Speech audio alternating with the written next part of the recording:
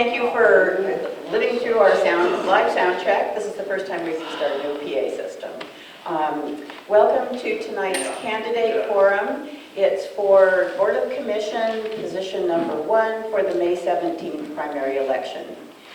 It's being presented by the League of Women Voters of Curry County. I'm Alice Pruden, League President, and I'm just delighted that you've all come. Thank you all for coming, audience and candidates alike. Just a little bit about the League. The League is a nonpartisan political organization. It encourages informed and active participation in government. It works to increase understanding of major public policy issues, and it influences public policy through education and advocacy. The League neither supports nor opposes any candidate running for elected office. Any voting person can be a member of the League of Women Voters. We have both men and women members, and we invite you to join. You can do so on our website, lwvcurry.org. We also have forms in the back, along with a return envelope and a little fact sheet about the League. There's also a donation jar at the back in case you'd like to make a tax-deductible gift to the League to help support our work. At this time, I would like to thank and introduce our hardworking voter service team, Chair Dennis Triglia, wave Dennis, and co-chair Susan Barkey. They've been invaluable in organizing tonight's forum, including recruiting a great team of terrific volunteers. So thank you all. Finally, I'm very happy to thank and welcome tonight's moderator, Philip Dixon. He will explain the forum ground rules, and he will pose your questions to the candidates. Before I give the floor to Philip, I'm just going to kindly ask everyone to silence your cell phones. Thank you very much. Thank you. Good evening, everyone.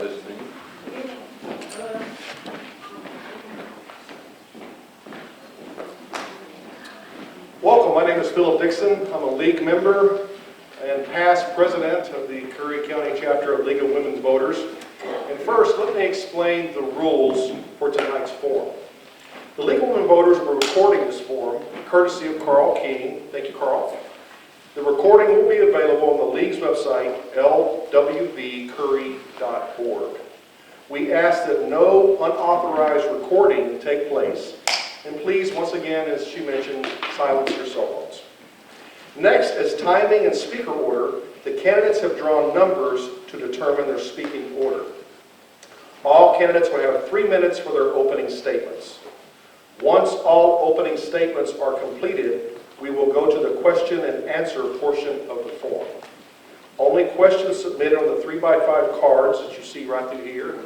If you have one that you want to turn in, please look for a volunteer that can give you one. Only questions from these cards will be asked. There will be no oral questions from the audience. Each person gets one card. If you did not receive a card and would like one, please hold up your hand now. When you have a question ready, raise your hand and the League member will collect them. Members, please raise your hand so you can be identified. Members, once again, please raise your hand. In the back there, you'll see folks raising their hand. They can collect those cards from you. Questions will be given to our sorters, which have been done, who will sort the cards according to topics, and they have brought them to me. We ask that you keep your questions in good taste so that important issues can be addressed. Please make an effort to write legibly so I can read it. We allow 1.5 minutes for each answer, and we hope to get through all the questions. Now, you all are welcome to stay after and speak with the candidates individually after the form is complete. Our timer tonight is Susan Barkey, here in the front. She will hold up a yellow card when there's 30 seconds allotted time still left, and a red card when your time is up. Candidates, you see the timer? Yes. I'm sure we will do our best to follow through and make sure that we end no later than 8 o'clock tonight. Audience members are not permitted to make statements. Also, we ask that you refrain from applause or cheering, or even hissing or booing. At the end of the forum, we will have a round of applause for our candidates. Now, I would like to introduce the three candidates who are running in the May 17th primary election for the position of Board of Commissioner, Position 1. In alphabetical order, they are Brad Alcorn, Beth Barker Hidalgo, and George Rhodes. Now it is time for our candidates' 3-minute introductions. As noted, they have drawn numbers to determine who speaks first. And I wasn't given the information, what number goes first? Beth Barker Hidalgo goes first, Brad Alcorn goes second, George Rhodes goes third. Thank you very, very much. Okay, so we'll now present and have Beth Barker Hidalgo open us up. Good evening, everybody. Thank you for coming out, and thank you to the League of Women Voters for hosting this candidate forum. And thank you to my opponents for we had a great candidate forum on the 18th, and I suspect we'll have another great forum tonight. Again, thanks for coming out. So, my name is Beth Barker Hidalgo. I have lived in Curry County for 10 years. I came here by way of California, but hold your booze. I am a New Englander. I am from Vermont. I just happened to be relocated to California as a child and developed a career and a family, and that's where I lived as long as it was economically and quality of life was there. And once my children grew and my husband and myself made the decision to move up to Curry County in 2012. At that time, I was a consultant for an emergency management consulting group, Nusura Inc., out of Colorado, and I was doing work with Del Norte County's Workforce and Transportation Work Group to develop emergency operations plans, emergency preparedness trainings for the drivers, the operators of the Del Norte County Work Group. So I bring an emergency management background to this position, if elected. I have 15 years as an agency liaison with the Sacramento Emergency Operations Center. We had a seat in the Emergency Operations Center as I worked for a public transportation provider, paratransit. So we provided transportation for our vulnerable population and folks that required lift-equipped or specialized transportation. So I bring that experience with me. I bring the experience of public transportation and also just community development in general. I graduated from the Sacramento City Planning Academy. I was very involved with transportation-oriented development in the city and in the county. But what have I done since I've been here? In 2013, I began working for the Public Health Department as the Public Health Emergency Preparedness Coordinator. I held that position for 3 years, and during that time, we graduated 3 cert classes, and we developed a medical reserve corps. With 62 members, 80% were medical professionals. Since then, I went on to work for Community Action. I was the Curry Service Manager for ORCA for 3 years, and then from that position, I became the Director of the Curry County Homeless Coalition, which is the job I hold right now. I bring a diverse background to the position. I have worked shoulder to shoulder with fire and law in my emergency management roles in the past. And so, again, thanks for coming tonight. My time is up. Thank you very much. Mr. Alcorn. Well, good evening, everyone, and thank you for coming. And thank you, everyone who participated in putting this on. I'm so glad it's not on Zoom again.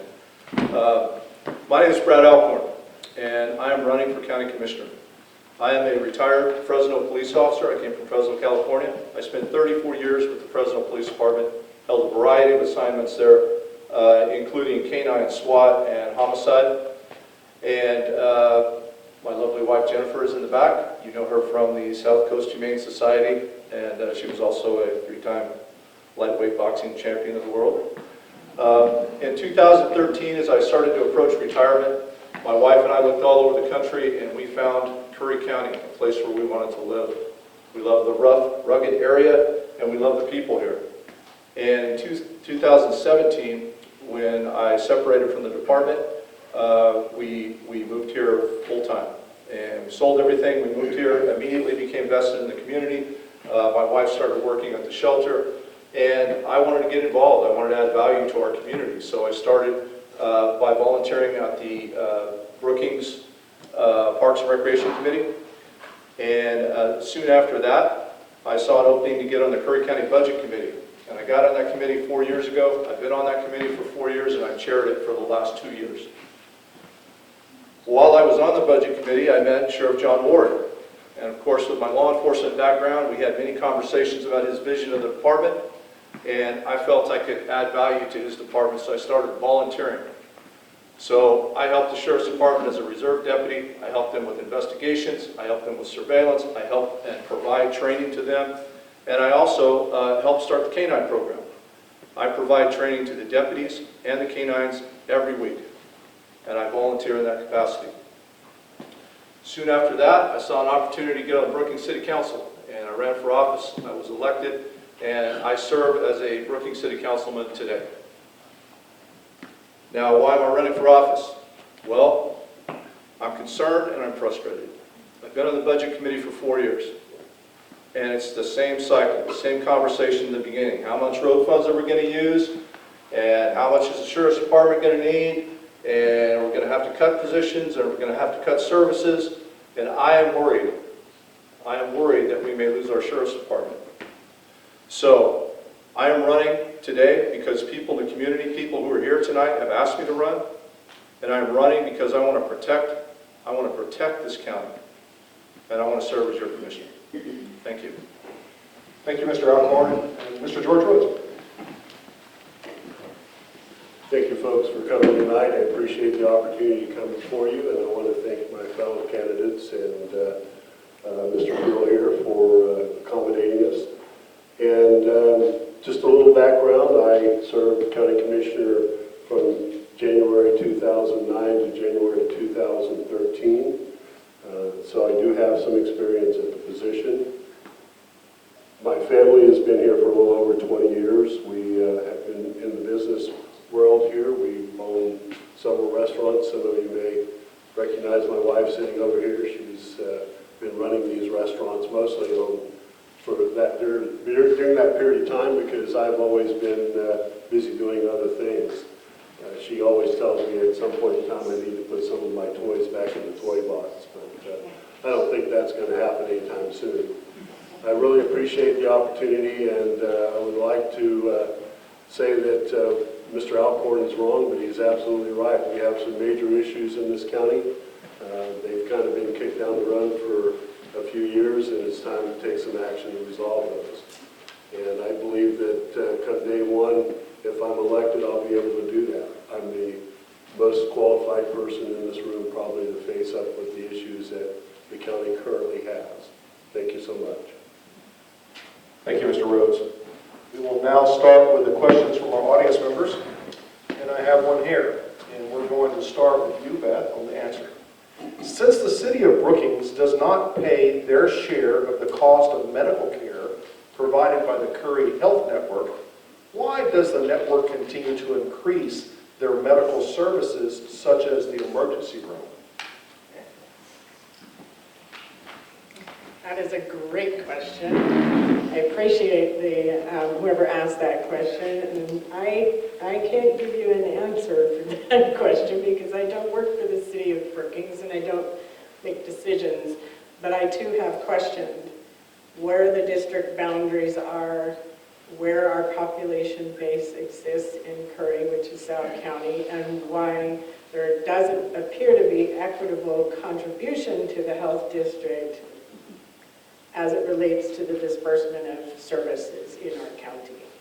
That's been a question in my head for the years that I've been here and understood the boundaries of our health district and where our population base exists. I understand wanting to have an ER in Brookings. I've talked to Joe Gregorio with CalOR, and I understand that bringing people to Gold Beach that are having a heart attack because that's where they need to go to get the services to reverse that heart attack or to stop that heart attack and save that life. We need to have those kinds of services in Brookings. So I understand why the services are where they are, but I don't understand the district boundaries and who's paying into that system. So I would like to look into that. If I'm elected, I will, and explore why that is, why there seems to be an inequitable disbursement of services based on the taxing district. Thanks.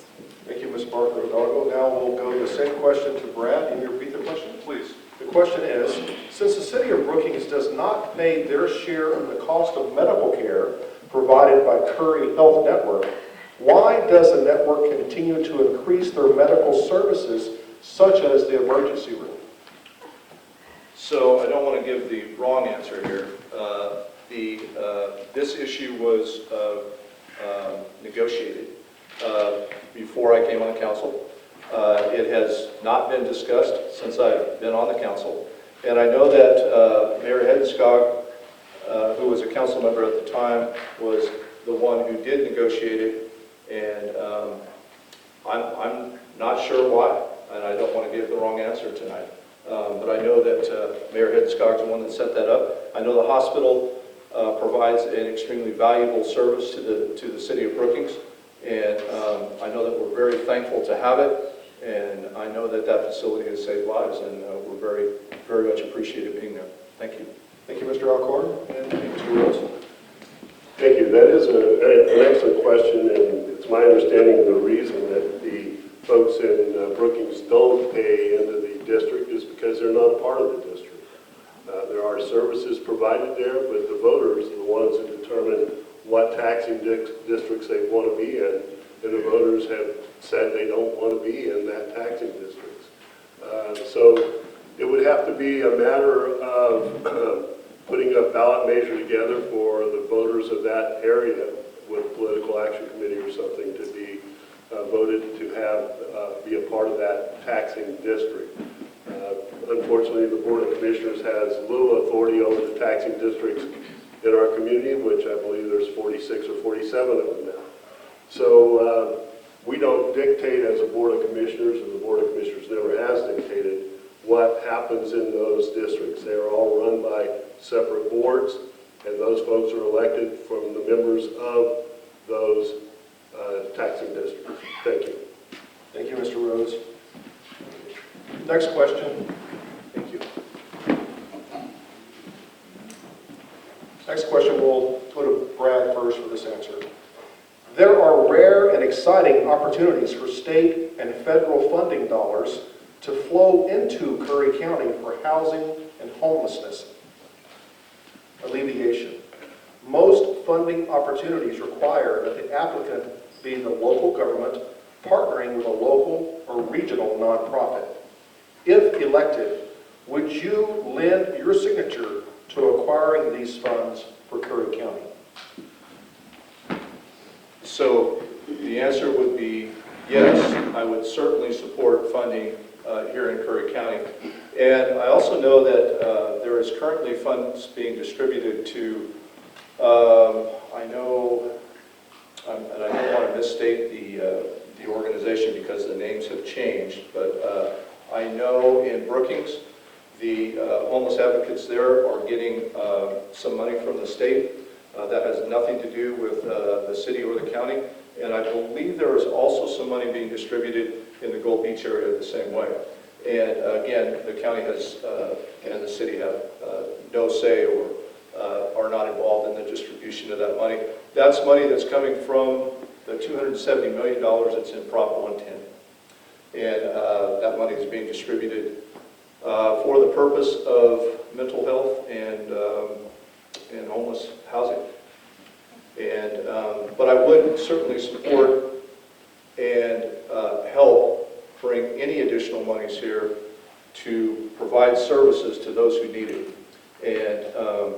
And I would absolutely support that. Thank you, Mr. Alcorn. Mr. Rhodes.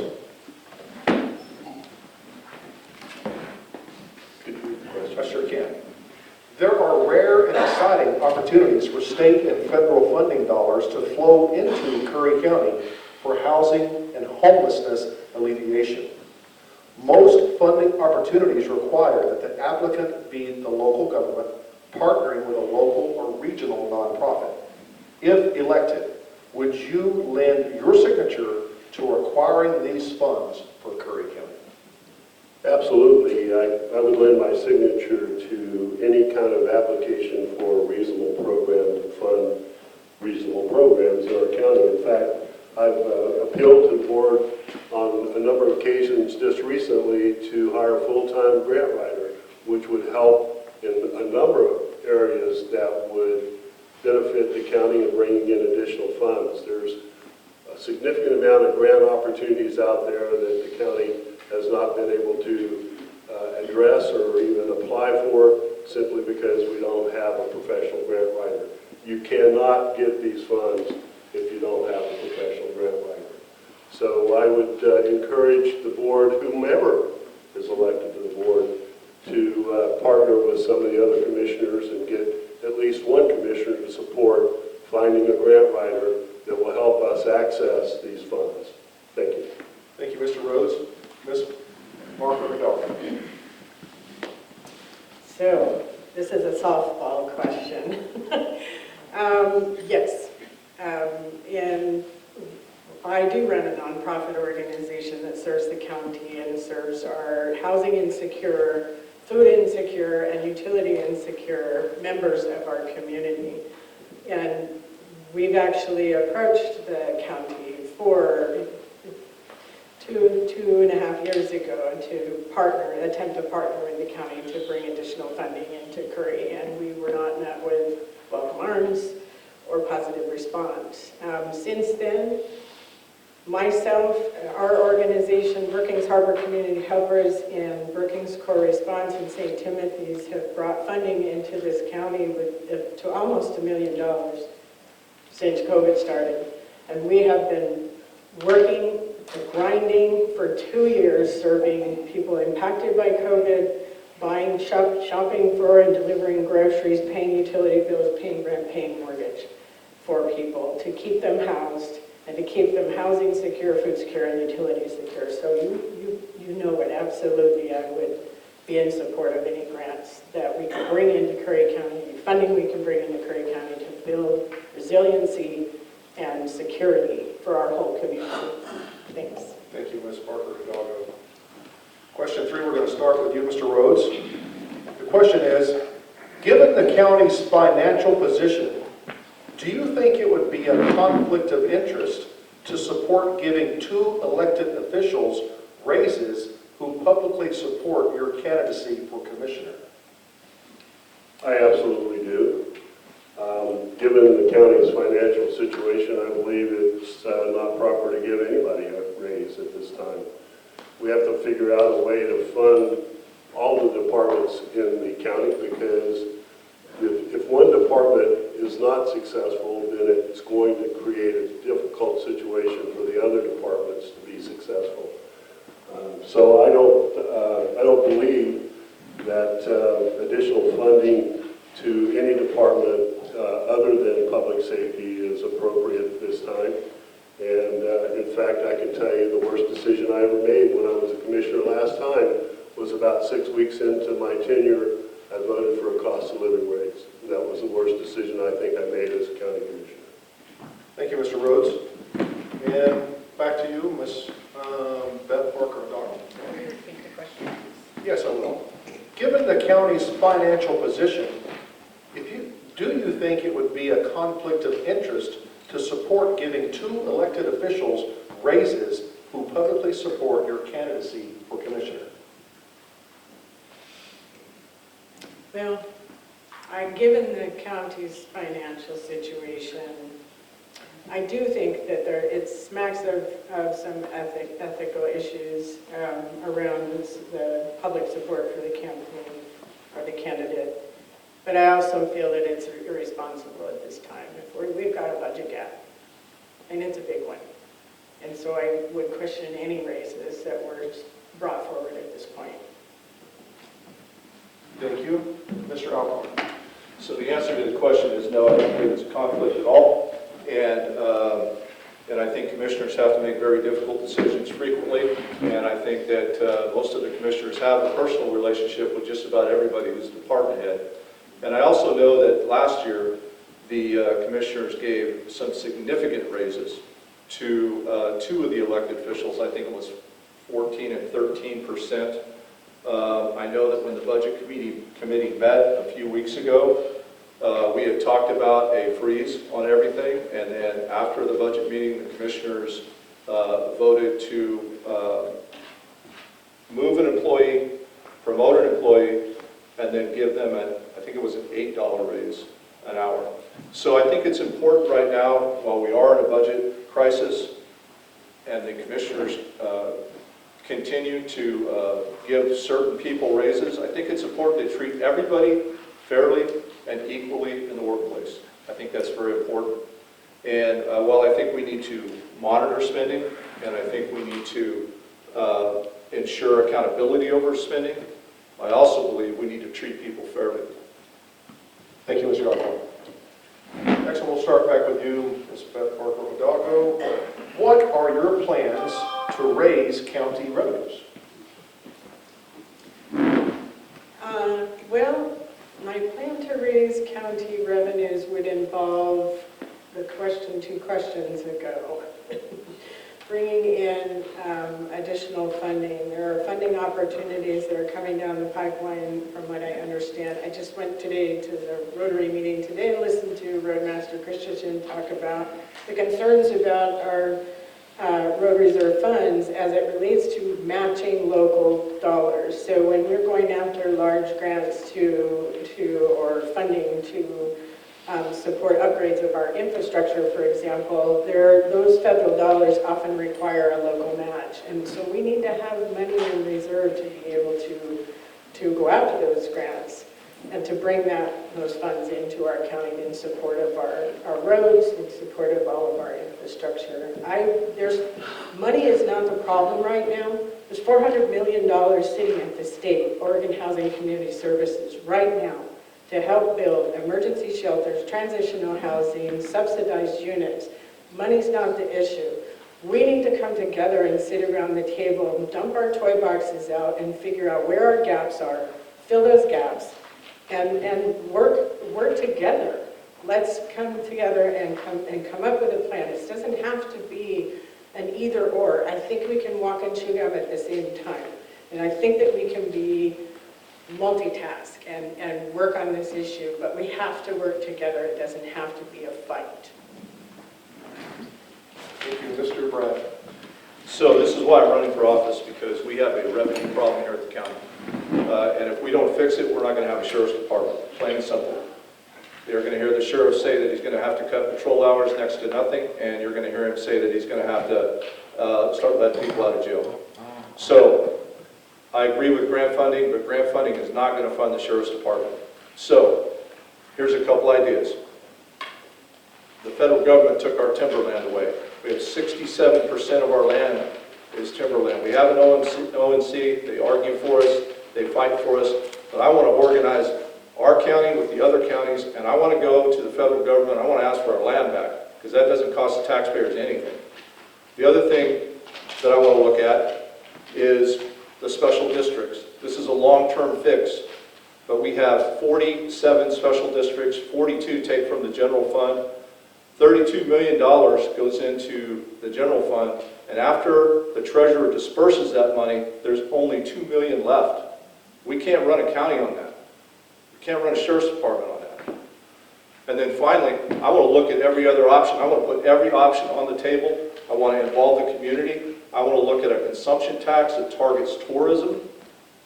And when we do that, I'm going to see if we can give a kicker back to the people that live here so it doesn't impact them. And we're exploring those options right now. And these are fixes that we can do. We just have to work hard as a community to do it. Thank you, Mr. Alcorn. Mr. Rose. What are your plans to raise county revenues? Well, I think the first thing that we need to do as a county is exactly what Beth mentioned, is we need to come together as a county. We need to have some participation from the citizens to develop a long-term strategy. The issue with the forest lands, yes, we're over, actually it's about 70% federally owned land and state-owned land. About 4% of the land mass in Curry County is actually buildable and taxable land. So it doesn't give you a huge tax base even if we had a really high tax rate. So what we have to do, and by the way, that land never belonged to the citizens of Curry County. That land's always been federal land or tribal land. So we need to start working with those folks that can actually lay claim to that land and see if we can get access to some of it. The ONC lands equal about 93,000 acres in Curry County, but it's all patchwork land. It would be very difficult to manage that land. So the answer is really not one simple answer. We have to look at multiple ways to solve the revenue problem. And at the same time, we also have to make the county more, let's say, a better solution for some of the monies we do have. We have to make them better stewards of the money they have. There are places we can cut some costs and do some things, and we need to look at those. Thank you. Thank you, Mr. Rhodes. Next, we're going to start back with Mr. Brad. What is your solution for the housing shortage for the middle-class working folks? So we've got a couple things in progress right now. Commissioner Pash is working on them. We've just set aside ARP money, $500,000 to show developers that we have the capital to help bring them in and do this. Commissioner Pash has kept me updated on these projects, and he is going to pass that baton on to me, and he's going to continue to work with me even after he's gone. And we're going to see that through. The other thing that needs to happen is our county's got to work with our cities, and we've got to communicate better, we've got to work together, and we've got to put our money together. And one of the things that we're doing in the city of Brookings that we just embarked on was, it's a $30 million infrastructure project. It's going to improve our current situation with expand our pipes and our capacity. It's going to be proactive so that it will last longer. But the other thing it's going to do is it's going to open the door for developers to come in north of our plant and start to build. They'll be able to do that. And those are the things that we need to do. Mr. Rhodes.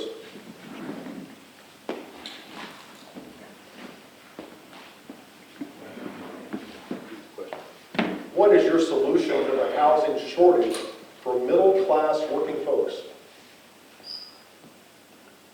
That's a real tough question. It's interesting that Commissioner Pash has shared the vision he has with Mr. Alcorn. It'd be nice if he'd share that vision with the rest of the folks in the county so we'd all know what the plan is. I think that you have to look at a problem that's this complicated with a number of different players involved. I don't believe that the Board of Commissioners can solve this problem.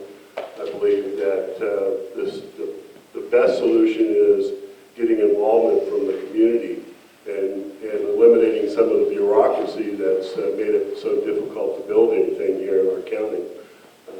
We also have to have infrastructure in place, so there's limited infrastructure to support this housing. There's zoning issues. That's where the cities and the municipalities could come in and assisting with some rezoning opportunities, push at the state level to allow us to do that. There's going to be a time that comes when Curry County doesn't even have any more land to build any kind of housing on. As I said, we have a very limited amount of land in this county that has access to the infrastructure to allow building. So we need to work together. We need to have the county working closer with the cities to make sure that the infrastructure that is available is properly utilized and the construction is done in a manner that it's affordable. Thank you. Thank you, Mr. Rhodes. Ms. Barker Hidalgo. So I agree with much of what has been said by my two opponents here tonight. What I would also add to that is to say that we've got development going on to the north of us. We have development going on to the east of us. How has the Board of Commissioners reached out to Community Action, for example, and NeighborWorks Umpqua, for example, or any of the developers that are already working here in our region to see if they have plans and the bandwidth to come down into Curry and continue that work. We have them here, they're in our region, so we need to entice them to come to Curry County and build. Money's not the problem. Like I said, there's funding out there for subsidized units, workforce affordable housing. It's on the table. But what happens, what I've observed in Curry is what happens is individual groups tend to go after funding or after opportunities rather than pulling a collective impact together and working with the cities and the county to bring more funding, more opportunities, and greater return on investment. The per door cost of a unit at this point is so astronomically high that we have to leverage the labor that's already here in our region doing the work. So if I'm elected, that's what I'm going to pull the people who do this around the table and say, okay, you're doing it in Coos County, you're doing it in Josephine, we're just a hop, skip, and a jump. Let's see what we can do in Curry to develop housing. That's affordable for entry-level employees. Our EMTs moving here, working for CalAR can't afford housing here. Thank you, Beth.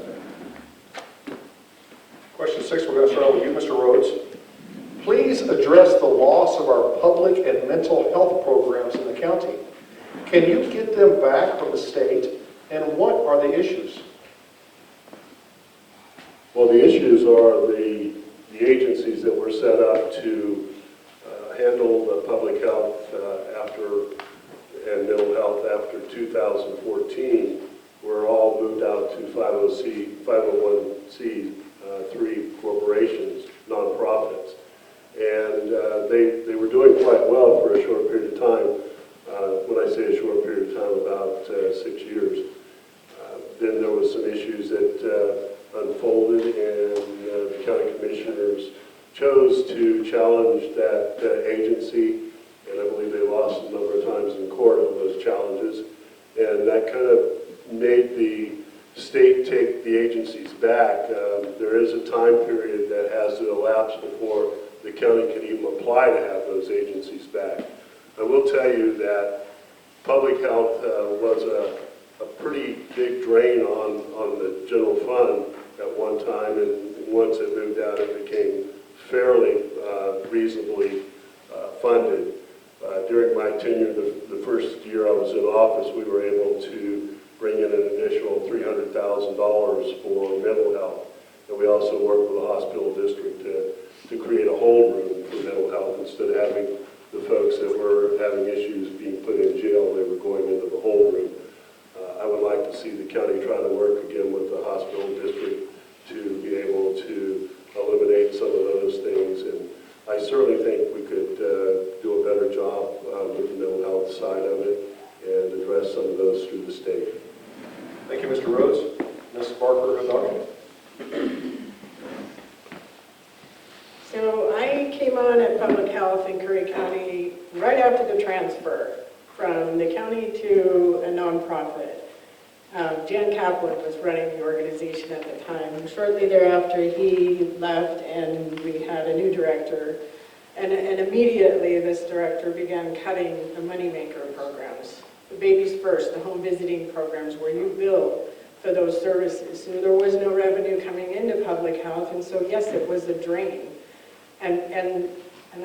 We had some disagreements on how the service should have been delivered, and that's why I created an exit plan and went to work somewhere else, because we weren't going to come to a meeting of the minds.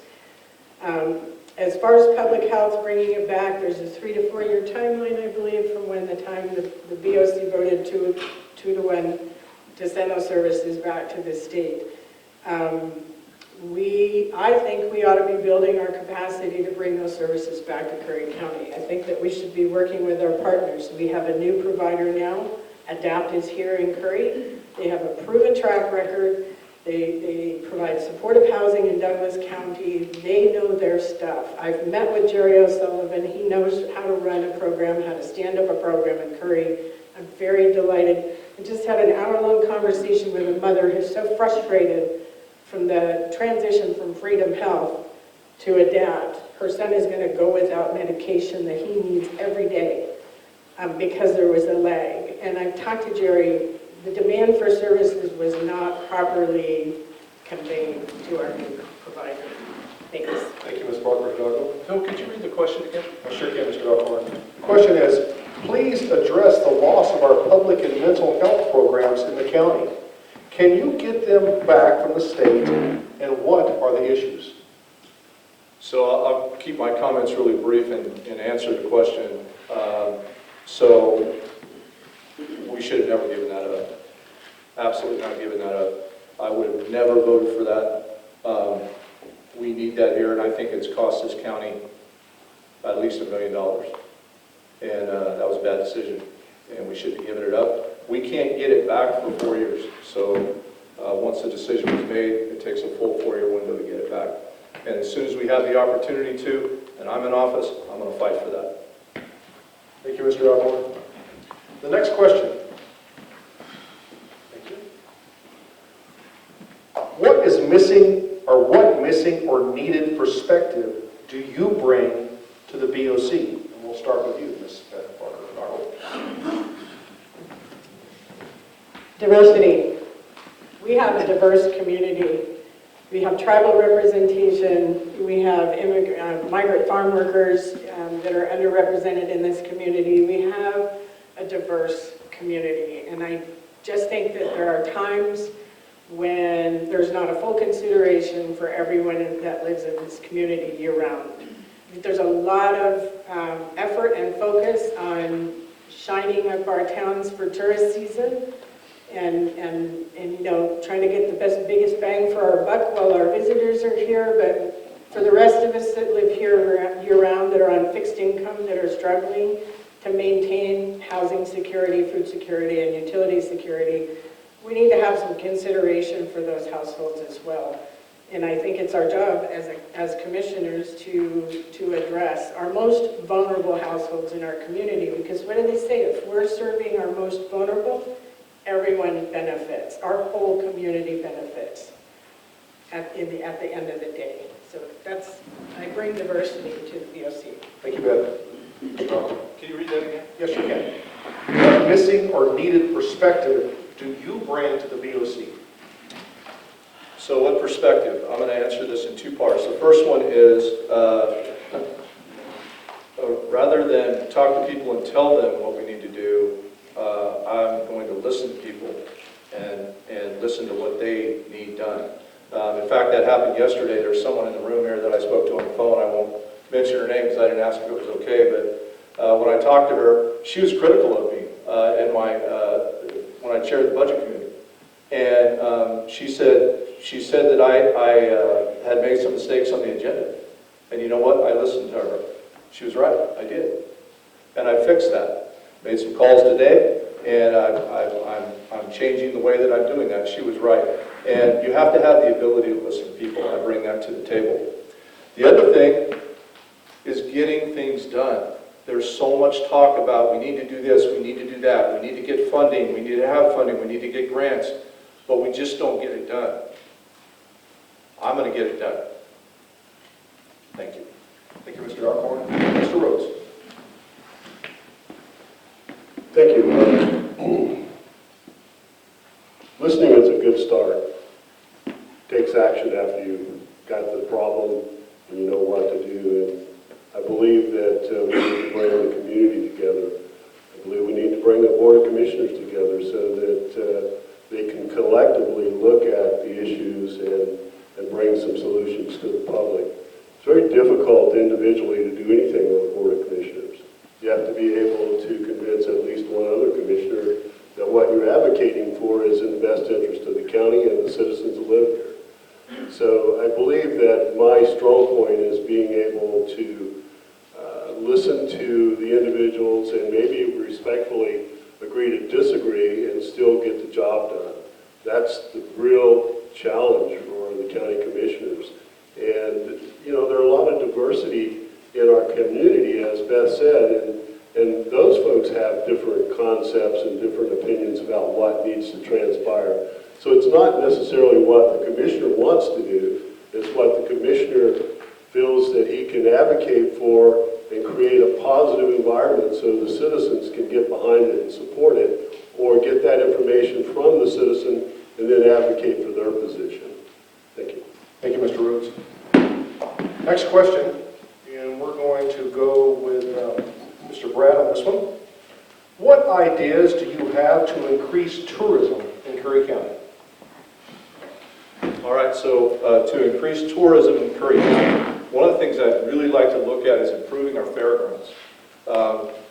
We have an amazing facility there, and if we can make some investments into that, and we can start to get some bigger name attractions there, we can start to get I know we have some comedy nights there now. It's been pretty positive. I'd like to get some rodeos in there.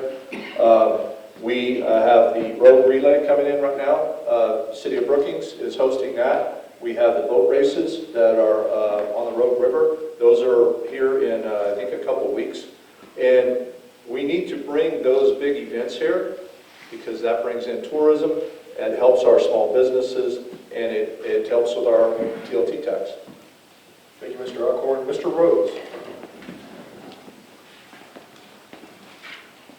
I believe that it's necessary for the Board of Commissioners to reach out to the different agencies, the Chamber of Commerce's, and see what is best and what they think needs to be done to enhance the tourism. You know, there are just a ton of things out there. Improving the services would be one thing, making different opportunities available for people. We don't want people to come here, plan a week here, and then run out of things to do in 2 days. Banded Dunes is a great example. I spent some time up there last week, and you know, they have it going on. They know exactly what their program is. They know that people are going to come there and stay for a long period of time, and it's because they planned a resort so that people want to stay there. There are activities for them to do. They come there to play golf, but they do much more than that. So what we need to do is look at some opportunities. At one time we had a potential resort here called Crook Point. That would have been a big deal to bring in more tourism. It's my understanding that now we have the possibility of having a golf course called Pacific Gales up by Langlois and in between Port Orford and Langlois. That will also help bring tourism. But there again, we have to be able to take care of those folks when they're here. The last thing we want is tourists coming here and finding that we can't provide the services they're asking for. So that takes all of it. It takes the workforce housing to be in place so we can hire people to provide the services. It takes us working with Travel Oregon so that we can make sure that we get all the necessary pieces in place to give people a positive experience. Thank you, Mr. Rhodes. Ms. Margaret McDonald. So I would reach out to Travel Oregon. I would work with ACFA and any other organizations that are tourism-based. Right now, we're in the beginnings of our South Coast Culture Tour that's going on. It's kind of a low murmur event, but it happens all along the South Coast, and it's starting now. I think we've had some amazing developments at the fairgrounds. Our new fair manager has been just on top of some of the deferred maintenance that she inherited in her new position. And I look forward to her vision and seeing her realize her staff her vision for our event center on the beach. We did attend the comedy event a couple weekends ago. We had a good time. But I also stopped and talked with some business owners. And it's frustrating to me. We don't have a functioning chamber here in Central Curry. I understand Brookings has a robust chamber at this point, but we don't have a functioning chamber here in Central or in North Curry. So I would look into why that is and what can we do to revitalize those chambers. But I would also talk to our business owners. They hear from people that are new businesses coming in that they're getting flack from other business owners. You know what? We need to embrace new business coming into our community and not push back and feel the competition, but the more businesses that are operating and are sustainable in our community, the more tourists we're going to bring. Lastly, I will say we've got to take care of our service industry workers. You work in the back of the house at Spinners or Hollerins, can you afford to live here? And we need those people to support our tourism. Thank you. Thank you very much. We'll start with next one with Mr. Rhodes. Where do you want to spend county dollars in the future?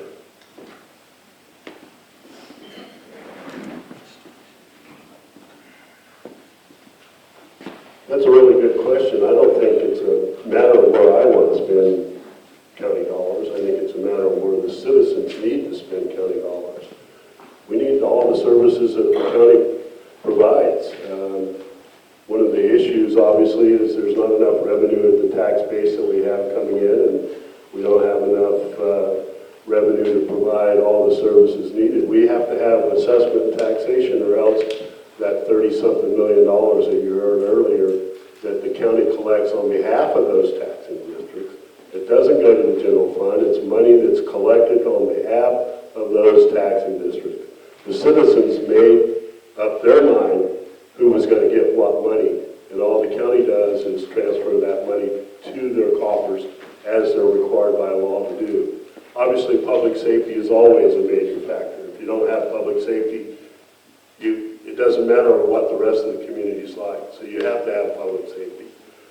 You have to have infrastructure.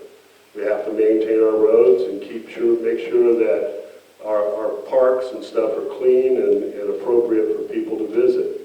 So I don't believe it's possible for the county commissioners to sit down and say, I want to spend money here. I believe it's part of the budget process. The budget committees need to make some decisions, then they make recommendations. And please understand, the county has such a small amount of the total money that comes into this community. It has no way of providing all the services that the county, that the communities demand. Thank you. Mr. Brad, same question? So, what do I want to spend money on? It doesn't matter what I want to spend money on. There is no money to spend it on. There's what you want and what you need. And right now, what we need to spend the money on is the Sheriff's Department, because we cannot keep taking money out of the road funds. We can't keep doing that. We need the road fund capital in there, because when we apply for grants, when we get a loan, all of those things are impacted by what's in our savings account, basically. And we continue to pull money out of there and continue to do that. And we can. And right now we're looking at using about $2.1 million. We're going to meet again for the final numbers, and hopefully that's going to come in a little bit lower. But I don't want to say we're hovering right around 20 million, maybe a little bit more. We've got to stop doing that. We have to. So we have to find a way to independently fund the Sheriff's Department. Now, when we do that, when we independently fund the Sheriff's Department through another mechanism, it frees up that money in the general fund. And then maybe I can tell you what I'd like to spend that money on. I'd like to see our veteran services expand. I'd really like to see Tony Vowdy involved in some of our decision-making with housing, and I'd like to see some of that money go in there. But right now, the focus is on funding our law enforcement. Thank you, Mr. Alcorn. Ms. Beth, Dealing with the other two said, as far as spending the money, you all, I would ask that you all that are out here, you're very interested in what's happening with the county. So when there are surveys or, when we come to you and ask you, what is it that you want money spent on, the more people that participate, the more robust response we get, and the better we're able to mirror your desires for the county. So I would ask that you continue with your public participation, as you are tonight, and let us know what you want to see in the county. We need public safety. I am a supporter of law enforcement. In a dream world with no budget ceiling, I want to see integrated with public safety. I want to see mental health crisis and behavioral health crisis response. I want to see us, again, build our capacity here locally through, whether it's through nonprofits or building the county's capacity to bring mental health and public health back to our community. I would like to see us focus on at least that three-legged stool. We need a robust public safety response. We need a robust mental health and public health response for us to be a thriving, health, accountable community, and that's my goal. I want to see Curry be a thriving, health, accountable community, and that's for everyone. And if there's any money left, then let's work on our emergency management department and really have a robust community preparedness program. Stop the lawsuits. Would you keep it like that, would you? Next question. Tell us about a time when you worked on a challenging issue which you did not have first-hand experience with.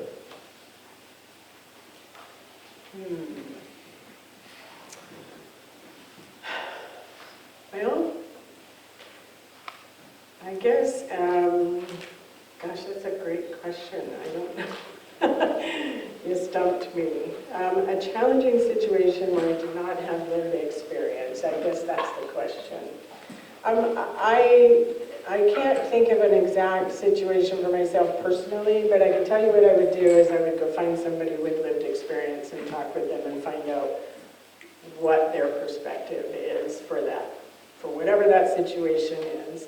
Talk to as many people as possible who have lived experience and try to formulate a response that's relevant to whatever the situation is. What relevant, responsive, timely. Thank you, Ms. Thanks. McIntyre. Brad, same question. Tell us about a time when you worked on a challenging issue that you did not have first-hand experience with. So here's a challenging issue for you. You're on the Parks and Recreation Committee, you're on the Budget Committee, and one of the city councilors in Brookings becomes ill, and he can no longer perform his duties, and the mayor and the council come to you and ask you if you can fill the seat because they believe in you and they think that with your integrity and how much they trust you, you can make an impact. And I am not a politician. And not only was I uncomfortable, I was unsure, and I was out of my comfort zone. And what a learning experience it's been. I was so thankful for that experience, and it's helped me so much in the budget committee process, and quite frankly, it's prepared me to be a county commissioner. I strongly believe that it's important to get out of your comfort zone as frequently as possible because that evolves you, and it makes you more well-rounded, it makes you more effective, and I was thankful for that experience. Thank you. Mr. Rose. Actually, that's relatively easy for me. It goes back to about January 2009 when I first walked into the Curry County Commissioner's office building. I thought I knew exactly what needed to be done. I thought, this is going to be easy. We can make this happen. Well, about the first 6 months, I finally decided I didn't have a clue. And I needed to really buckle down. Went to county college through the Association of Oregon Counties and OSU. Learned a lot about counties. They have a saying, if you've seen one county in Oregon, you've seen one county in Oregon. So that's definitely true. I believe that I was fairly successful as a county commissioner. Obviously, I would have liked to have done more, and I hope I get an opportunity to do that. But that was definitely a learning curve for me. I've said this before. In 2 years in college, I read less books than I read the first 6 months I was in office. Thank you, Mr. Rose. Mr. Alcorn, we'll start with you. Being a commissioner is a full-time job. How does this fit into your current daily obligations and employment? So I'm retired, however, I volunteer a lot. I volunteer in many capacities. Obviously, I would have to step away from my position at Brookings City Council. I would also have to step away from my position at the Sheriff's Department because this is a full-time job. It's going to make the changes that I want to make. And those changes are, we need 5 commissioners instead of 3. And to make that change is going to be very difficult. To find and actually make funding happen for law enforcement, that's a full-time job. I'm going to have to be there every day, so I'll have to step away from those other things. The other thing that I plan on doing is I want to improve communication with our public. One of the things I'm going to do is I'm going to have an office in Brookings. I'm going to pay for that myself. I'll have an office here in Gold Beach, and I will have scheduled appearances in North County, because I want to hear from the community. I want to hear the feedback like I got last night on the phone, and I want to hear your ideas. And I need your help to help me accomplish these goals. Thank you. Thank you, Mr. Alcorn. Mr. Rhodes.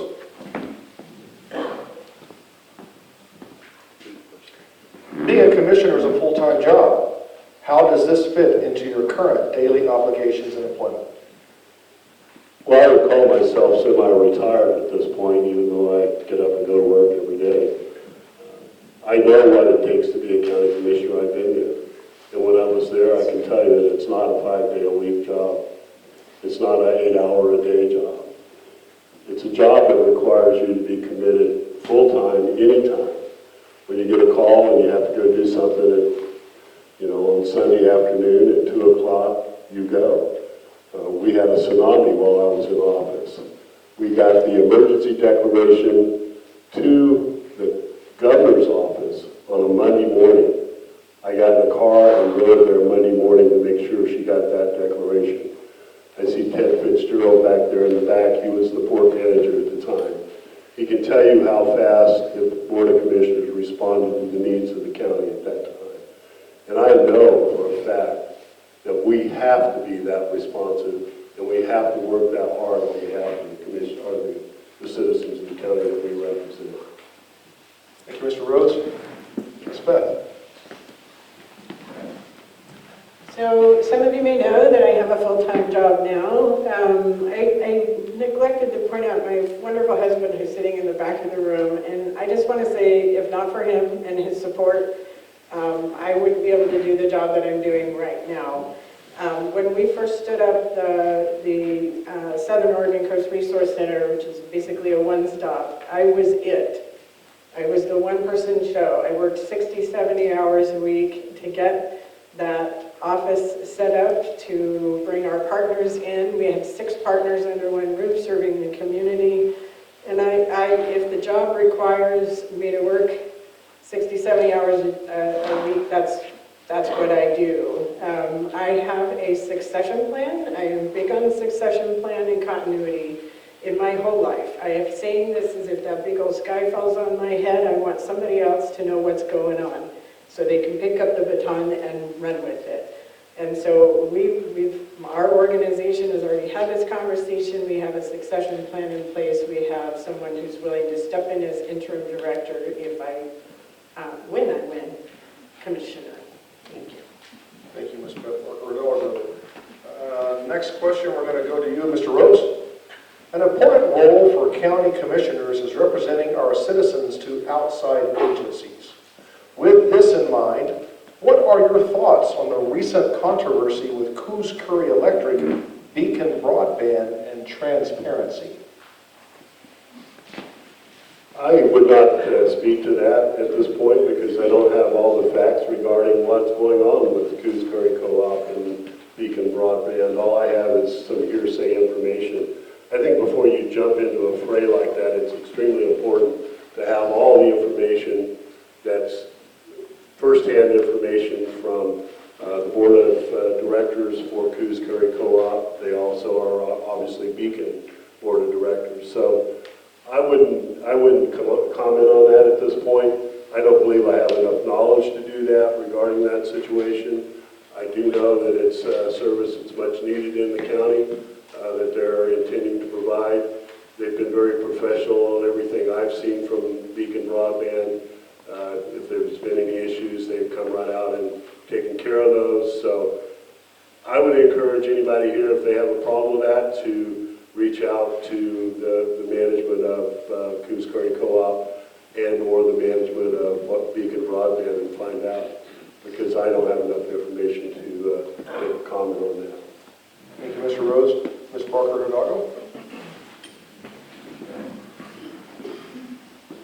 I'm all for connectivity in rural America. But again, I also don't know enough about the nuances of what's going on. But I can tell you that when my first reaction to what appeared to be an attempt to air this, whatever this issue is, on social media, right out the gate, I'm like, that's not, I mean, I question the concerns of a person who would use social media to air a concern of that magnitude. I too believe that you need to talk to all of the people that are firsthand knowledge of the situation, get the perspective from the board of directors, and then, you know, maybe make it an informed decision at that point. And I really question people who want to rake people over the coals on social media in the first place. So. Thank you, Beth. Mr. Alcorn. Can you read the question? Mr. Kent, an important role for county commissioners is representing our citizens to outside agencies. With this in mind, what are your thoughts on recent controversy with Coos Curry Electric, Beacon Broadband, and transparency? Okay, so I don't get my information from social media, and I'm very cautious about getting information from any media, to be honest. So what I did is I went to the meeting that was held here in Gold Beach. It was a couple weeks ago. Ms. Cockerham was present. She presented her case, and then I heard Mr. Colin, who's president of the board, and then I heard the CEO present some information regarding their case. So I'm familiar with the facts.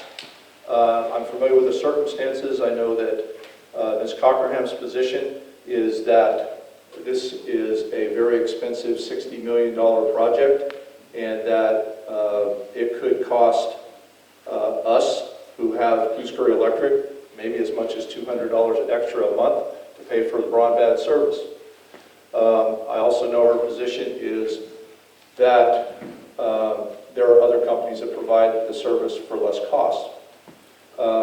The Coos Curry Electric's position is that this is going to be profitable, and it's going to take time. It might take 20 years, but it's going to be profitable for them. So there's definitely two sides to that story. I heard them both, and I would encourage you as a community to listen, attend those meetings, and make an informed decision. Thank you, Brad. We'll start with you next, Ms. Beth. What solutions do you have for the growth in the homeless population? Housing and more housing, supportive housing, and like I said, the money's on the table. We have to have the political will and the community will to want to take that step. I'd like to share with you tonight, I shared this Monday night at the Brookings City Council meeting. I brought this little flyer, and it's the elephant in the room, so let me just pull it out and show everybody that this was mailed out in February. I'm not trying to make Curry County Portland. We have homegrown homeless people in Curry County. They're our neighbors, and they're struggling. And to push them about from one jurisdiction to another and say, you can't be here, and when they move over here, no, you can't be there, those days are coming to an end, and we need to lean forward. The state, there's a law in the books right now that is going to be implemented July 1 of 2023 that says if you have no shelter, these people can camp on privately or publicly owned property. I don't want to see that. I don't think any of you want to see that. So let's lean forward and let's create emergency transitional and supportive housing for the folks that need it in our community. Thank you, Beth. Mr. Alcorn?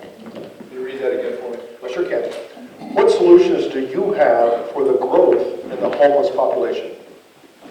Okay, so I advocated for and was helpful and participated in the idea of starting our community resource officer program in the city of Brookings. So that is a police officer who is dedicated to deal with homeless issues. And he's not an officer that you would think is going out to arrest homeless people. He's an officer that's going out in more of an outreach position.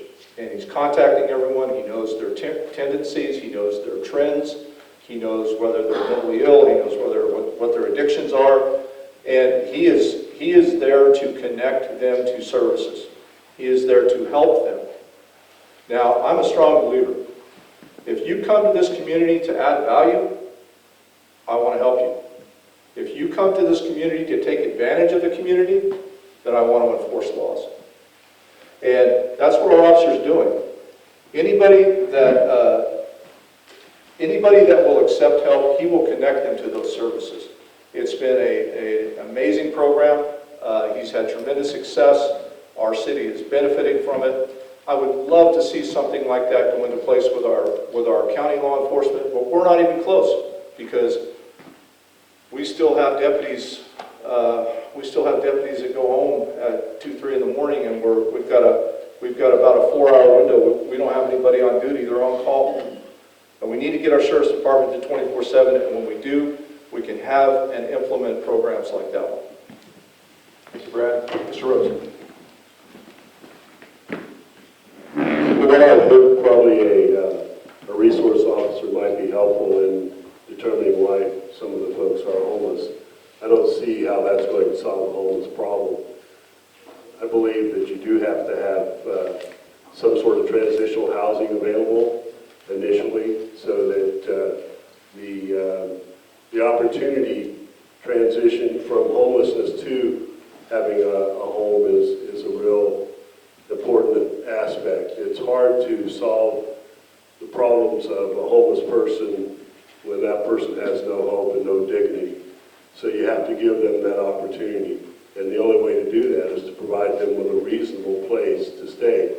The programs that have been done in Portland recently, where they've had the small homes and things, seems to be working really well.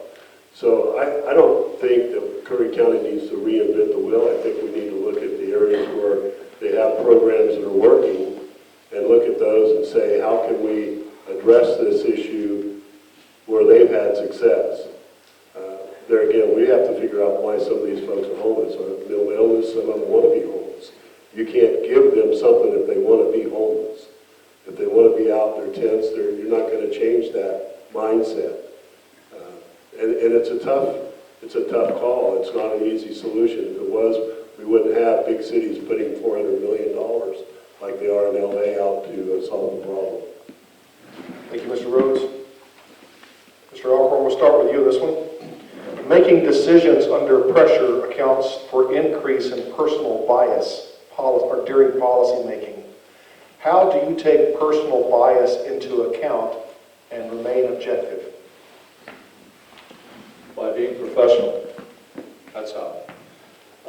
I spent 15 years on a special weapons and tactical team, and I can't tell you an environment that's more stressful than that. When you're part of the SWAT team and you're on a critical incident and you're about to do an explosive entry into a residence and you're standing there and the realization is that you're probably not going to survive this incident, there is no more pressure than that. And the professionalism that I learned from that life experience, there's this experience of being a city councilor, being on the budget committee, and being a commissioner, it doesn't even come close to the types of pressure that I was under in that unit, in that environment. I learned there something very important. On a team like that, you put a great team together, you trust each other, you fight harder for the guy next to you than you do for yourself, and you argue, you disagree, but once a decision is made, you follow through with it, you carry through with it, and you execute the mission. And that's what we need to do here in this county. Thank you, Mr. Alcorn. Mr. Rhodes. Making decisions under pressure accounts for increase in personal bias during policy making. How do you take personal bias into account and stay objective? I think that's a broad statement, first of all. I don't believe that's always the case. I believe if your life is built on a foundation that's strong, then you're not going to be biased under any circumstance. So I haven't had the experience of being a SWAT officer.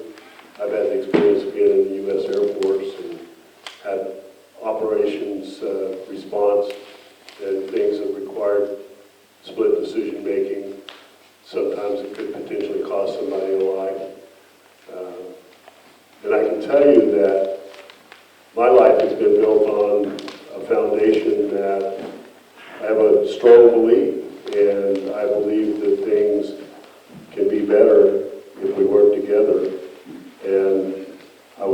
that way, and I don't have a bias. I grew up in the South where racism was a huge issue, and some of my best friends when I played football were people of color, and they came to my home just like I went to their home. We didn't treat each other any differently. So bias is something that I believe in. Racism and all those things are actually not inherent at birth, they're taught. So somebody that has a bias probably has some other problems that they need to address. Thank you, Mr. Williams. Ms. Barker Hidalgo? I'm sorry. Yes, sure. Making decisions under pressure accounts for increase in personal bias during policy making. How do you take personal bias into account and stay objective?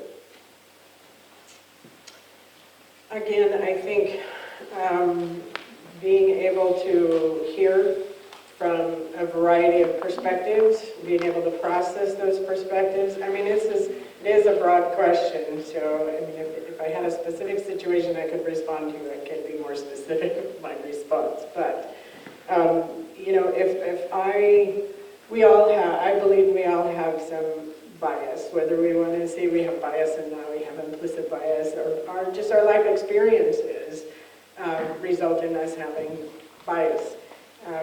But I think that, again, it goes back to listening, and if we're having to make split decisions, I've been in that position before in my role as emergency manager, and basically at the end of the day, the decisions you're making is what's going to be best for the majority of our community.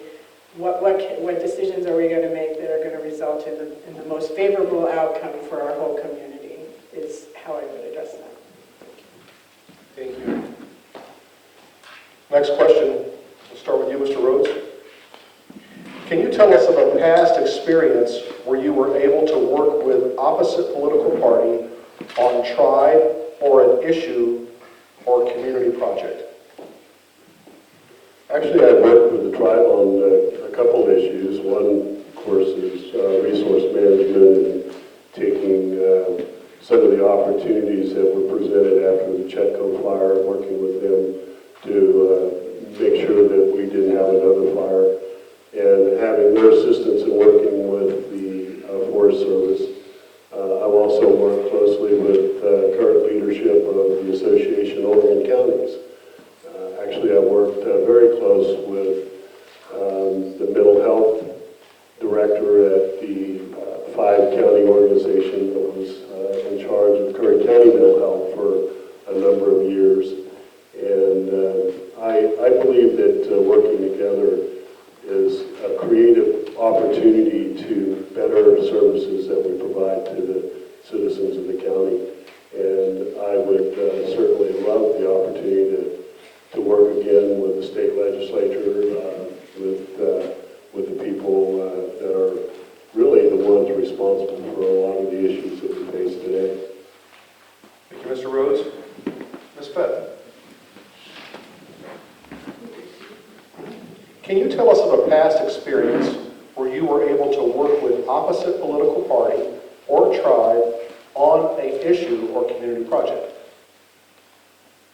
Well, I happen to be working on a community project right now with a very diverse representation, and that is the Curry County COAD. We have developed community organizations active in disaster, and we have diverse representation on the executive team for our COAD. We do work with the tribe. We have tribal representation. In fact, she's the chair of our COAD. And we are working with our seniors, and we are working with our food pantry, as much diversity as we can bring to the table to address the issues that we are facing in our county that are, again, housing, food, and utility insecurity is a big issue in our community for a lot of people. And so we've brought folks together to noodle on the after-action reports from the Chetco Bar fire and address some of the issues that came out of that after-action report. By the way, there's a wonderful after-action report that Wild Rivers Community Foundation put out post-Chetco Bar fire. We've already chipped away at several of the issues that were listed. the capacity of the food bank to take incoming donations, pallets of bottled water, shelf-stable food. We've expanded their capacity with 20-foot shipping containers, 2 of them that are now on their property, and they're able to navigate incoming donations much easier than what they were during that response. And now we're working with Central Curry School District to increase their resiliency and to stuff their container at the top of their hill, their evacuation assembly area. Thank you. Thank you, Beth. Mr. Alcorn? So as a city councilman, this is an issue that is a regular occurrence on usually small issues, but I'll give you a specific situation. And it was when we implemented our community resource officer position. Many of the advocates are a different political party, and many of the advocates who work in the community, they did not support what we wanted to do with our community resource officer. There was a belief that our officer was going to go out and try to solve homelessness through arresting people, but that was not the way that we set the program up. I think over time in communication, they have come to learn that this is actually a resource that is very helpful to them, and they're working closely with our officer. Again, this program has had a tremendous amount of success. Initially, it was met with quite a bit of resistance, but I speak to Officer Brandon regularly. He keeps me updated on all of our issues in the city. He's on top of them, and he's done a phenomenal job. In fact, Beth was there on our last city council meeting. He gave us a very good presentation on that and how everything's working and how he's working with our advocates. So that is a specific issue addressing that question. Thank you, Brad. Ms. Parker-Verdado, how do the prospective county commissioners plan on dealing with any interpersonal conflicts they may have with other leaders, both with their fellow commissioners and other local government officials? You need that question repeated. Yes, please. The handwriting's beautiful. How do the prospective county commissioners plan on dealing with any interpersonal conflicts they may have with other leaders, both with their fellow commissioners and other local government officials? So I said this at the last candidate forum, and my belief as leaders is we are to check our ego and id at the door when we come together to solve the problems in our community. This isn't about winning. It's about doing the best for, again, the majority of our community. And so this is a nonpartisan seat, y'all. I know that we're politically divided in this nation as well as in our county, but we shouldn't be getting stuck on political ideology when it comes to serving the community. That's not what this role is about. And if I have a disagreement with another commissioner or a city official or another county elected official, we're going to work to resolve that or find some common ground, and we're going to move forward. Because honestly, I think that's what's been most frustrating for me, being on the sidelines and watching our current BOC, and for 10 years watching BOCs prior to this one, is that there seems to be so much infighting, interpersonal attacking. I'm not sure how you get any work done. And I want that to stop. I would like to bring some sense of professionalism and leadership into the Board of Commissioners and stop all that interpersonal nonsense, lawsuits, and let's get the work done that this community deserves. Thank you, Beth. Mr. Alcorn? That was a big question, so you're going to have to roll that one again. How do the prospective county commissioners plan on dealing with any interpersonal conflicts they may have with other leaders? Secondly, both with their fellow commissioners and other local government officials? Great question. So, first of all, I'll invite you to watch the last Budget Committee meeting. Commissioner Boyce and I had a conflict, and we navigated through it, and you can see exactly how I will handle those conflicts. And first of all, you have to have thick skin. You can't get your feelings hurt. You have to remain professional. You have to not take things personally. And you know, life experiences, they shape who we are. I've been shot, I've been stabbed, I've been spit on, I've been called things that you cannot even imagine. And you know what? I don't take it personal. It doesn't hurt my feelings. If you don't agree with me, we'll discuss and talk about your points, and then we'll make a decision. And once that decision is made, again, we'll remain mission focused and get it done. Brad, Mr. Rhodes. I don't think I'm quite as forgiving as Mr. Alcorn. I got spit on when I came back from overseas. When I walked through the airport in San Francisco, I wasn't very forgiving. But having said that, I believe that the reality to dealing with conflict is being open-minded, understand that there are people that don't agree with you and have different opinions, and be respectful of those opinions. And I was always taught, having 4 brothers, that it's not always the strong that wins, it's usually the smartest that wins. So if you sit down and you have open communication and you air the differences, you find that you probably don't have as much indifference as you have in common, and you look for that common ground.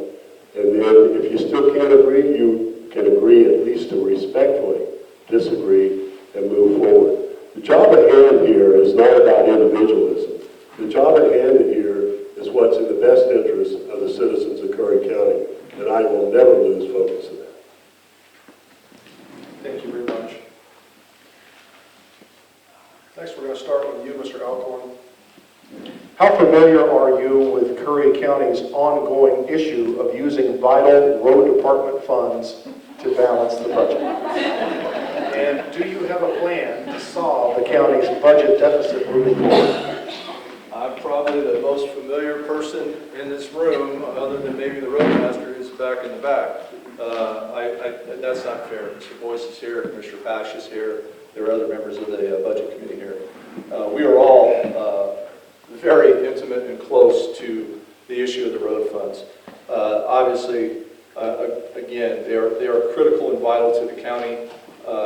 When those run out, you are going to have the sheriff step up to the microphone, and he's going to tell you what's about to happen. And that's how vital and critical they are.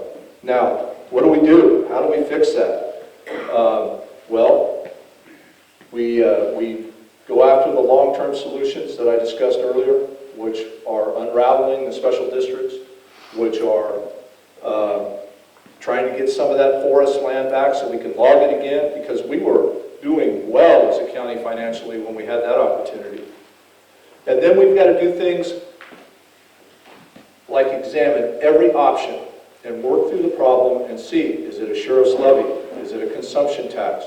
Can we do a consumption tax with a kicker back to the residents here? Can we do a consumption tax, but the people who live here don't pay taxes during the time we have the consumption tax in place? And we need to explore all of those options. We need to bring as many experts in the community to the same table, and we need to figure this out. We need to work the problem and figure it out. Thank you, Brad. Mr. Rhodes. Actually, I'm more familiar with the road fund than I'd like to be. When I left office in 2013, there was $33 million in the reserve that was earmarked not to be touched except for the road reserve fund. When this budget passes, this next budget cycle, it's probably going to be somewhere around $17 million. Mr. Alcorn shaking his head no. I looked at the numbers, and unless they've changed since the last cycle of budget meeting, it's going to be around $17 million, a little over that. Now, the numbers have changed a lot through this budget cycle. When it first started, it was $1 million short in the current budget and $4 million in the pending budget. And then it became, we're balanced. So I'm not sure anybody in the county knows what the numbers are except the roadmaster. And he'll be glad to tell you what the numbers are. We need to stop using those dollars. While I was in office, we built the road fund by almost $2 million, the road reserve. When I left, like I said, it was $33 million. We need to get it back to that. Ms. Beth? So I think we're all probably somewhat familiar with the fact that the road funds are being used to balance our budget year over year. And what solutions do we have? I would agree with candidate Alcorn that we should be scrubbing the special districts that were the taxing districts that we all pay into now. I think we should be taking a look at every opportunity. It seems to me that staffing-wise, the county has expanded over the past 4 years, and I'm wondering, is that sustainable? I don't think it was when it started happening 4 years ago. It's not today. So I would look at, we ran pretty lean when we had, when I worked out of that annex and worked for public health. There were a lot less staff in terms of the maintenance department and in terms of the treasurer's position in the finance department. There were less staff. I'm just wondering now, is there that much more workload that we require more people to do the job now, or what? I don't understand. So I would want to take a look at the staffing levels and determine whether or not they're sustainable. And I'm not talking public safety. You leave public safety alone. Just let me go on the record. I want 24/7 officer coverage in Curry County also. So I don't want anybody to walk away from here thinking that I don't support law enforcement, because I do. But there are other departments within the county that have expanded over the past 4 years that I would have to take a look at that and ask why. And I'm going to ask a lot of why questions, y'all, if I do win this election, because that's where we find out the answers, and that's how we find solutions. Thank you. Start with next one, Mr. Rhodes. Are you in favor of a 5-commissioner board? No, I'm not. I don't believe a 5-commissioner board works. If it did, more of the counties in Oregon would be set up like that. I think you'd be having 5 part-time commissioners, and you need 3 full-time commissioners at a minimum. We have 3 commissioners that have been in the past that have been very functional, and the county's done quite well with 3 commissioners. We did that without any kind of administrator, county administrator. It just doesn't, I don't think the county can afford to have 2 more commissioners that can't seem to move forward, the necessary actions that need to take place. So adding doesn't always make things better. Sometimes less is better. And I'm not saying you could operate with less commissioners, but I can say that 3 of the right commissioners can get a lot of things done for Curry County. They have in the past, and they can continue to do that. Thank you. Ms. Beth? You know, that's a concept that I used to mull around and think that perhaps it would be better to have a 5-person VOC, because it's much harder to sway 2 votes than it is to sway 1. So, but economically speaking, are these 5 full-time commissioners? Because we can't afford that. And the commissioner position is a full-time job. And yes, if you add 2 more part-time, that still doesn't bring us up to par as far as 3 full-time commissioners, to have 5 half-time commissioners, right? So we're losing a half of FTE right there. So I don't know that that's the answer. What I find to be interesting is that there just doesn't seem to be the ability to find amongst the 3 commissioners, and it doesn't matter which 3 seem to be sitting there, it just, again, egos get into play and personalities come into play and people take things personally. I too live my life with, I don't take things personally. If you're coming at me out of frustration and anger, that's something you're carrying toward me, and I want to know why. And we're going to sit down and we're going to talk about that. But that's not because I'm necessarily doing something wrong, it's because you're having that feeling. So let's have a conversation about that. So I don't know that a 5-person board of commissioners part-time would be the answer to our problems. I think we have to be adults, and we got to put our egos out the door and sit down and work together. Thank you, Beth. Mr. Alcorn. So I'm gonna bounce back for a second and talk about the road funds real quick. I checked with Treasurer Barnes before I came in here today. Right now, we have $17 million in the road fund reserve and $27 million in the road fund account. That's where they sit right now. So on the 5-commissioner board, absolutely, that's one of the reasons I'm running. I want to change this. I absolutely want to change it. We have a serious disconnect right now with the Board of Commissioners and the communication with the public. We also have a lack of trust because of some of the recent back and forth arguing that's happened. So I want to see 5 commissioners. And I will tell you this, if we can get 5 commissioners, I will be the first one to give up my salary and go to a stipend and still be full-time. I believe in it that much. I don't want PERS. I don't want the health benefits. I don't want that. I want to see the county prosper. Here's how it works. Now, I'm just going to be transparent and honest here. Here's how it works. Mr. Boyce, he supports Mr. Rhodes. He's supporting him in his candidacy now. Mr. Rhodes gets elected. The 3 of them, with Commissioner Herzog, are the Board of Commissioners, and they're addressing issues.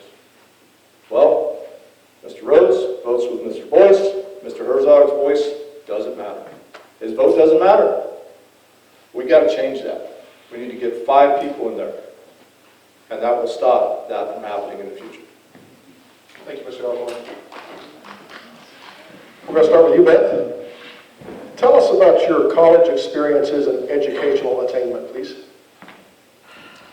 So I am a student of life. I became a mother very young, and so I did not go straight from high school to college. I went straight from high school to motherhood. And I raised my 3 adult children, but during that time, I took college courses. I have more than enough credits for a degree. They're just not in the right classes. Because I hate math. I'm just going to be honest, I hate math. I mean, I can do budgets, I can do simple math, but it's not my bailiwick, it's not my wheelhouse, and so to get a degree, that was a requirement. I really am very interested in cultural anthropology. I really went down that road. Social sciences, those are the types of classes that I educated all the way through 2011, right before we moved here to Curry County. And even since we've been here, I've taken courses at SWAC. I just love to learn. So I look at the opportunity to become commissioner as a learning experience and an opportunity to expand. Talk about coming out of your comfort zone. This is it right now. But I love to learn, and I love a challenge. I never thought to this day, I'm standing here right now, I started volunteering at a nonprofit in 2015, 2016 with an $11,000 annual budget. We were all volunteer. We now have staff, and we have a $300,000 annual budget. I've built that program. I built that organization along with our board. So I have the experience to bring solutions forward and implement solutions for our community. Thank you. Thank you, Beth. Mr. Brad. Read the question again? Sure. Tell us of your college experiences and educational attainment, please. Okay, so I'm gonna say safely, I have over 90 college units. Some of those were when I was playing ball, and they're college units, but I wasn't really going to class that much, I'll have to be honest with you. The majority of those are from my professional experience as a law enforcement officer. When I transitioned after playing some ball into seeking a career in law enforcement, I started to study police science. And then as a police officer, every time that you get any accredited training, those are college credits. So you get credit for those. Professionally, in California, I had an advanced post certificate, which is the highest certificate that you can get in California, and that's based on your education credits and then your time in service. Thank you, Mr. Alcorn. And Mr. Rhodes. You know, this is going to sound like I'm a real vagabond. I've been to a lot of schools. When I left high school, I went to Florida State. When I left Florida State after an injury, I went to the University of Tampa. After I left University of Tampa, I went to the Air Force, went to their leadership school. Graduated from that, went to Okinawa, spent 3 years in Okinawa almost. I went to University of Maryland Far East Division. When I got back from the Okinawa, I went to Sac State University. I went to, as a county commissioner, I went to OSU to a couple accredited classes there. I think school should be a lifetime thing. I don't believe that going in and just getting a degree is where you stop. I've been to culinary school. I'm a certified chef. I have a passion for food, as you can tell. As far as putting it to work, I think my record as a county commissioner would speak to my ability to bring my education into real life, and that's what really counts. If you can't practice what you learn, it does no one any good. Thank you, Mr. Rose. Mr. Alcorn, in your opinion, what is the greatest need and opportunity in Curry County? Well, the greatest need is funding for independent financial assurance department. That is absolutely the greatest need. And the greatest opportunity is for this county to be the safest county in Oregon. To have that designation, we can reach that goal. We have a sheriff that I have a tremendous amount of faith and confidence in. Our law enforcement officers in our cities and with our county are incredible. Our Oregon State police officers are some of the best. And if we can get the funding that our sheriff needs, and he can have the staffing, the training, the equipment, we can easily be designated the safest county in the state of Oregon. I am 100% confident in that. And that's my goal. That's what I want to see. Every decision that I make as a commissioner public safety will always be taken into consideration in my decision making, in any decision. And the way that I make decisions is like this. I always ask myself, is it legal? Is it within policy? And is it the right thing to do? And if I can answer yes to all of those, then I do it. Then I make that decision. And I want to see this county the safest county in the world. Thank you. Mr. Rhodes. In your opinion, what is the greatest need and opportunity in Curry County? Greatest need is obviously finding the funding mechanism that's long-term and stable, that doesn't depend only on the taxpayer, property owner taxpayers back. Our property owners are fortunate to have the lowest tax rate in the state, but that doesn't mean that the tax rate is overall the lowest, because we have higher tax rates in other areas by some of those taxing districts that have been spoken about already here tonight. Unfortunately, each one of those taxing districts has, as I mentioned earlier, its own board and has people that control them, and it's not controlled by the Board of Commissioners, nor are the citizens that live outside of those taxing districts. So you have to convince the people that live within those taxing districts that there needs to be a change, and they have to vote for that change. It doesn't go to the ballot for every citizen to vote for. So that's a challenge. There's plenty of opportunity, and the best opportunity is to find a way to provide some funding for public safety that's not based on the taxpayers' landowners. And there are some options out there that have been spoken about here. When I was in office, we looked at a consumption tax, and we thought that we'd be able to possibly get that passed. 65% of the money raised in that consumption tax would come from people that don't live in Curry County. So there's some options and some opportunities. We just need to look at all of them carefully. And that needs to be not just the Board of Commissioners, that needs to be the citizens of the county. Thank you, George. In your opinion, what is the greatest need and opportunity in Curry County? To balance a budget is our greatest need, because again, we do need to support fire law, we need public safety in our community.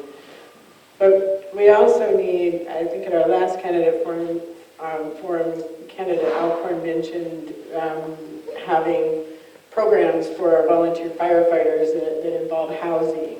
So again, housing, we can attract professionals, families with children. We can't bring those people into our community if they don't have any place to live. I really appreciate Chief White, our Chief of Police here in Gold Beach. He came here to Curry County, saw the issue, and decided to do something about it. And he's creating housing here in Gold Beach. But he and his wife lived in a fifth wheel for a year before he was able to negotiate a deal with the city of Gold Beach and get the capital up front to be able to invest in the cottage housing that's being built at the port. We have a housing issue here, and again, there's money on the table. And if we want to attract the professionals to our community, we have to be able to do that. And if we want to have a robust tourism season so we have good TLT coming in, then we need to take care of our service industry workers, which means they need housing too. So I really think one of our biggest issues that we face right now in Curry is our housing crisis. The Board of Commissioners now declared a housing crisis in August of 2019. It's April of 2022. It's time to get some shovels in the ground. Thank you, Beth. Next one will be for you, Mr. Rhodes. The government of Curry County has not been one the residents have had much pride or faith in over the past decade. What is something that you plan to do, if elected, to be a commissioner to strengthen the image of our county's government? Civil obedience, not disobedience. I believe that we need to work together and set an example as a board.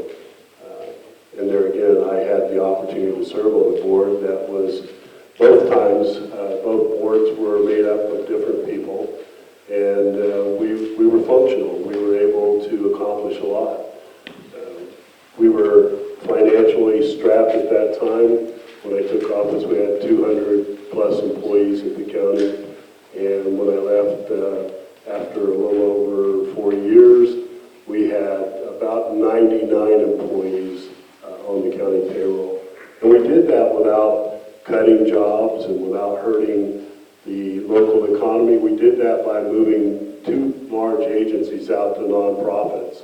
One of them is Home Health and Hospice, and if you look at Home Health and Hospice in the county now, it's flourishing because it took the opportunities that was granted by being a nonprofit to generate additional revenues.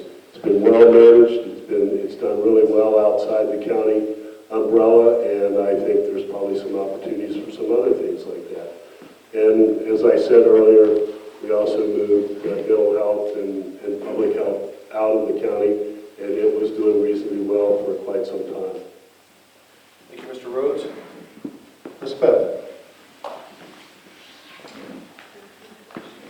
The government of Curry County has not been one of the residents have had much faith or pride in over the past decade. What is something that you plan to do, if elected to be a commissioner, to strengthen the image of our county's government? I guess the most face time with the community to find out where their lack of faith is coming from, where is the angst, and talking with people. I've heard my cohort here talk about having office space in Brookings, or meeting people where they are, and that's what I do now in my job. I meet people where they are, and it would be my intention to do the same as a board of commissioners and as a commissioner. I think opportunities maybe to have greater transparency. I'm really concerned about the fact that we've just shortened the window from when the public gets to see our agenda packets and when the meetings occur.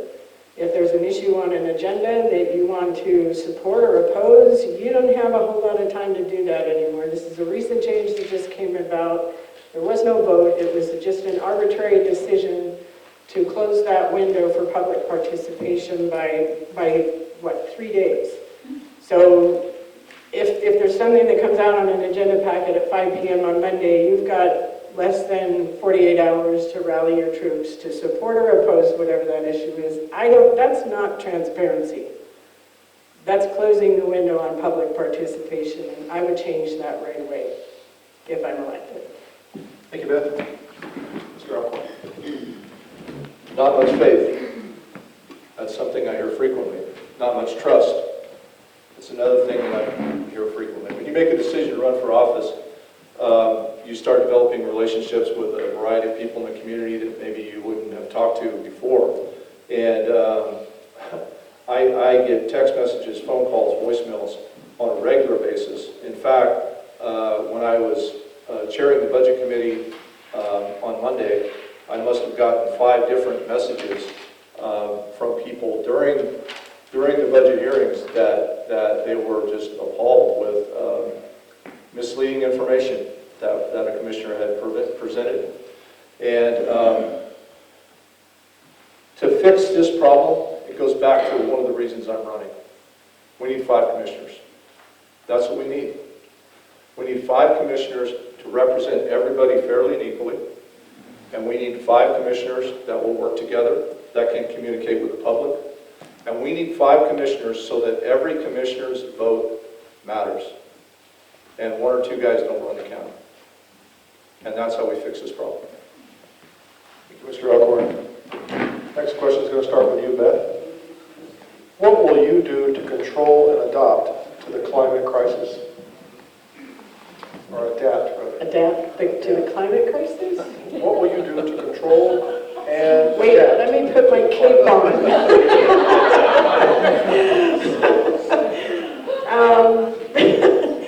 But in all seriousness, I would probably, I'm not sure what our setbacks are now for cliff houses along the beach, but I would certainly take a look at that because we've got a problem with some houses falling off the cliffs here in Curry County because we do have a lot of erosion happening. We've had some major king tides, even more so than what I've seen.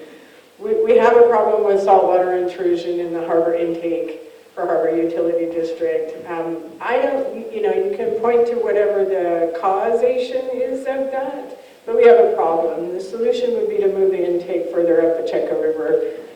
We need to be looking at that. We can't have year-over-year issues with people not having safe drinking water in South County and having to truck in potable water for people. So I don't have a cape. I don't have superpowers. I wish I did. That to address the climate crisis, I think we all just do our share collectively and try to have the lightest carbon footprint that we can and go on about our business. Because I don't know that a commissioner is not going to have a huge impact on climate change. Same question, Mr. Alcorn. So as a commissioner, I have very little to say about climate change. And of course, there's 2 sides to that. Some say there isn't, some say there is. But as a commissioner, I can't have a great impact on that. But I'll tell you what I can have an impact on. I can have an impact on environmental issues that are here in this county. And one of those big environmental issues we faced last year. And that was when we had a illegal marijuana grow up the Winchuck River. It was very significant. It was a organized, sophisticated marijuana grow. It was a cartel grow, meaning that the individuals responsible for that could be linked directly back to a cartel. They were very dangerous to the community. They posed a threat to the community, and they did a ton of damage to our environment.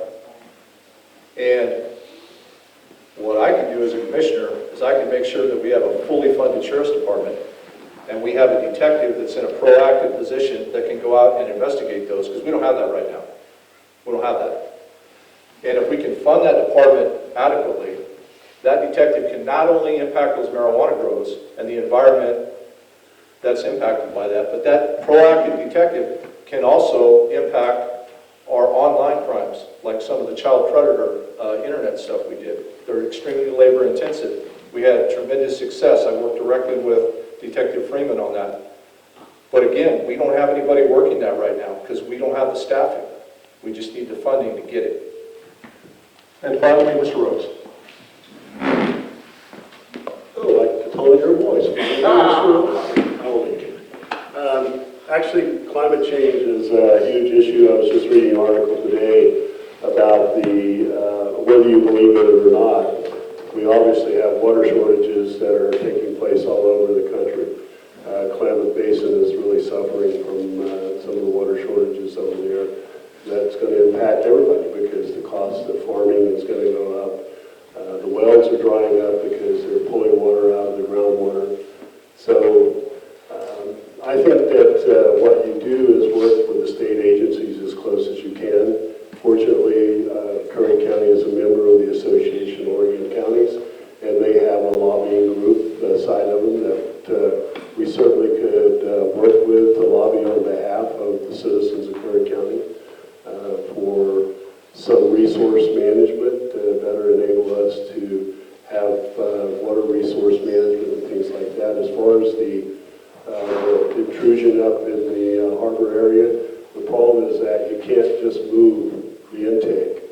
It's the water rights are within a geographical area, so you can't just up and move your well to another place and maintain the water rights.